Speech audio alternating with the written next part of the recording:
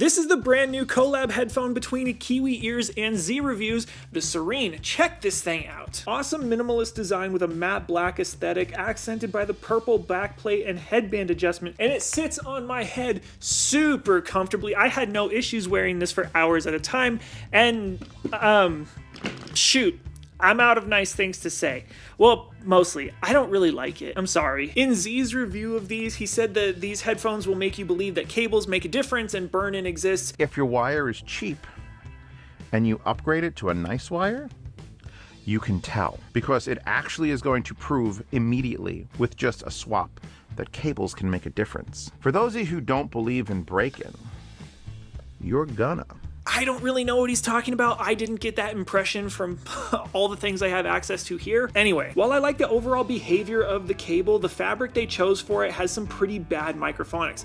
That's when the cable like rubs up against clothing or something like that, and the vibrations from that are transferred straight up into your ears and you hear it. The Serene uses a planar dynamic driver that's actually kind of hard to drive. Like, you need a nice amp for these. While using this with the nice HCK NK1 Max dongle, it sounded sloppy, where the Fosse ZH3 did a much better job of driving this headphone and keeping instruments separated. It's cool that this headphone scales with source gear, and that's okay for like $500 headphones, but I don't think people are going to want to spend $200 on a nice amp for their $160 headphone just to get the most out of it. And then the problem becomes the tuning itself. It's bassy, like real bassy. So much so that it's actually hard to hear cymbals, hi-hats, and similar upper mid-range and treble noises when there's anything else going on.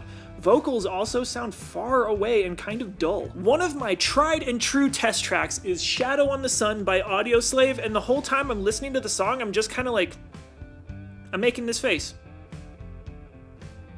I'm not having a good time. If you want bass, I think it does that really well. It sounds very well defined and it's impactful. It doesn't even measure too bad, but this giant mid-bass bump is overbearing. Combine that with the relaxed ear gain treble, and in my opinion, you come away with a bass response that just drowns out the rest. The Kiwi Ears X Z Review Serene, it's not for me. I hope this helps. Thank you to the Patreon supporters. Supporters get 50% off of review units, behind the scenes access, and direct access to me. Check out my recommendation list later.